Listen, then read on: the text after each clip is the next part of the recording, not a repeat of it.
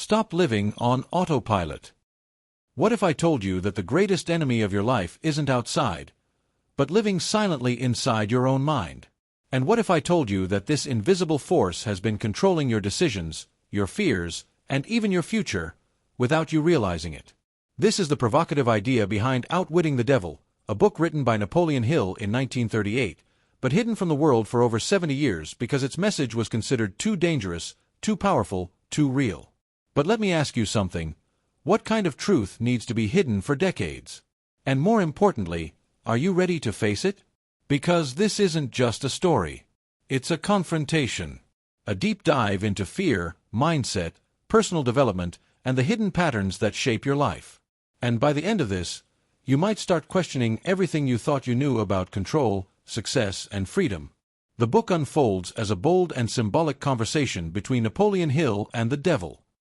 But not the devil you're thinking of. Not a creature from religion, but a mental force, a representation of fear, doubt, procrastination, and lack of purpose. It's the voice that whispers, "You're not ready, you might fail, wait a little longer." And here's the twist. This voice isn't rare. It's present in almost everyone. Hill reveals something shocking. According to this metaphorical devil, 98% of people are under its control. Not because they want to be, but because they don't even realize it. So let me ask you, are your thoughts truly yours, or are they being shaped by fear without you noticing? One of the most powerful concepts introduced is something called drifting. Imagine living your entire life without a clear purpose. Just reacting to circumstances, following what others say, accepting whatever comes your way. That's drifting. It's not dramatic.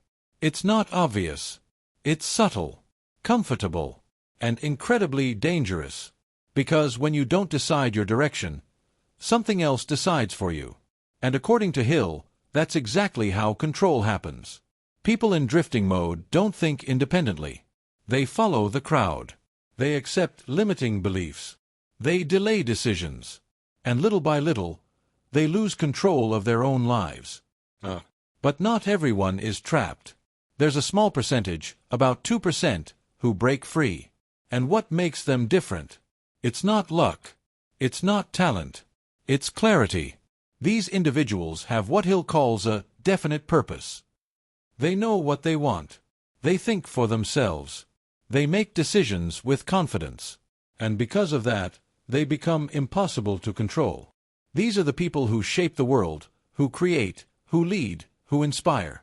And here's the real question. What separates you from them? Is it ability, or is it mindset? During the conversation, the devil reveals its most powerful weapons. And they're not physical. They're psychological. Fear and indecision. Hill breaks fear down into 6 basic forms. Fear of poverty, fear of criticism, fear of illness, fear of losing love, fear of old age, and fear of death. Each one acts like a chain, holding people back from action. Fear of poverty keeps people stuck in jobs they hate. Fear of criticism silences ideas before they're even expressed. Fear of failure stops dreams before they begin. And here's the truth most people avoid. These fears feel real, but they are often illusions created and reinforced by the mind.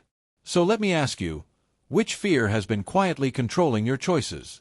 Another powerful idea the book exposes is the role of education and society in shaping obedient minds.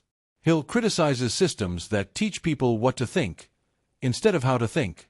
The devil even admits it prefers environments where people don't question, don't challenge, don't reflect. Because a mind that doesn't think independently is easy to control. And that raises a dangerous question. Have you been trained to think, or just to obey? Because true personal development begins the moment you start questioning what you've always accepted as truth. As the dialogue deepens, Hill uncovers universal principles that govern success and failure. One of them is the law of habit. Your habits are not just routines, they are the blueprint of your destiny. Every repeated thought strengthens a pattern. Positive thoughts create confidence, discipline, and growth. Negative thoughts reinforce fear, doubt, and limitation. Over time, these patterns become automatic, and that's where control happens. So think about this. Are your daily habits building your freedom or reinforcing your limitations? There's a moment in the conversation that changes everything. He'll ask the devil a direct question: how can a person escape your control? And the answer is simple, but not easy. By developing a definite purpose and learning to think independently. That's it. Clarity and control. A person who knows what they want, who controls their thoughts, and who acts with decision, cannot be dominated. And here's where it gets deeper. The devil admits it fears people with faith. Not necessarily religious faith, but unshakable belief in themselves and their purpose. So let me ask you, do you truly believe in your own path? The book also highlights the power of your environment. The people you spend time with. The content you consume. The conversations you engage in. All of these shape your mental state. The devil thrives in negativity, pessimism, complaints, toxic influences. That's its fuel. Which means protecting your mind isn't optional. It's essential. Your mind is like a garden. If you don't consciously plant positive thoughts, negative ones will grow automatically. So look around you. What kind of environment are you feeding your mind with every day? Another key principle is self-discipline. True freedom doesn't come from external success, it comes from internal control. When you master your thoughts, your emotions, your impulses, you become untouchable. Hill talks about directing your energy, mental, emotional, even physical, toward meaningful goals. Because energy without direction leads to distraction. But focused energy creates transformation.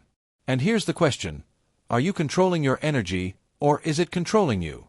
As the conversation reaches its peak, the biggest revelation emerges. The devil has no power over a disciplined, purpose-driven mind. None. It only exists in the minds of those who hesitate, doubt, and avoid thinking for themselves. And from this, Hill presents 7 keys to mental freedom: a clear purpose, self-discipline, emotional control, learning from adversity, valuing time, building positive habits, and cultivating faith and confidence. These are not just ideas, they are tools. Tools to break free, to grow, to take control of your life. And maybe the most uncomfortable truth in this entire story is this: the real enemy is not out there. It's within. It's the fear of acting, the fear of being different, the fear of failing. And as long as fear leads your decisions, control will never truly be yours. But the moment you start thinking for yourself, everything changes. So let me ask you one last question. Who is really in control of your mind right now? If this message made you reflect, don't ignore that feeling. That's awareness. That's the first step toward real change. Comment the word freedom to mark the moment you decided to take control of your mind. Share this with someone who might still be living on autopilot, because sometimes one idea can wake someone up. And if you want to keep developing your mindset, your purpose, and your personal growth journey, stay connected. Because in the end, the devil doesn't fear your strength or your money. It fears your ability to think. And your freedom begins the moment you decide to use it.